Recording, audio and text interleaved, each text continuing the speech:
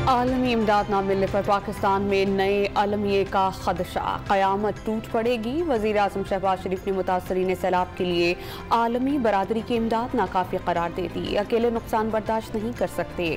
Bloomberg को interview में तरक्की याफ्ता ममालिक से कर्जों में रिलीफ की अपील कर दी।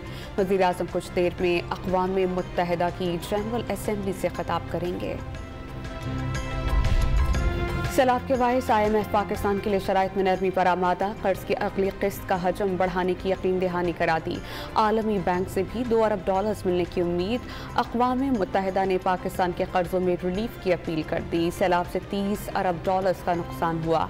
पाकिस्तान कर्जों की अदायगी मुअत्तल करके सैलाब ज़दगान की मदद को तरजीह दी जाए।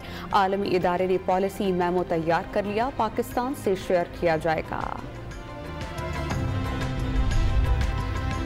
Army chief general Qamar Javed Bajwa का सैलाब से मुतासरा इलाके बद्दीन और मुलहका इलाकों का दौरा, मुतासरीन सैलाब के साथ वक्त गुजारा। मेडिकल कैंप में सहूलियात का जायजा लिया।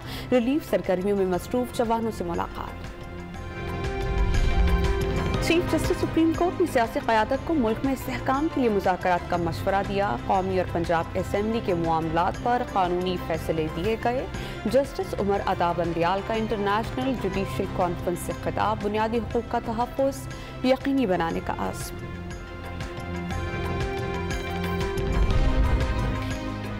तहरीक इंसाफ का महंगाई के खिलाफ मुख्तलिफ शहरों में एहतजाज। लाहौर, गुजरावाला, मुल्तान और क्वेटा समेत दीगर शहरों में कारकुनान सड़कों पर निकल आए। लाहौर में लिबर्टी चौक से गवर्नर हाउस तक रैली निकाली गई।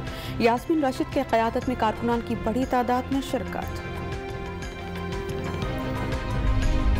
जमात इस्लामी के इलेक्ट्रिक बिल्स में KMC यूटिलिटी टैक्स और TV लाइसेंस फीस समेत दीगर टैक्सेस के खिलाफ अवामी रेफरेंडम का आगाज। अमीर जमात इस्लामी कराची हाफिज नईमुर रहमान, ताजिर बरादरी और बड़ी तादाद में शहरियों ने वोट कास्ट किया।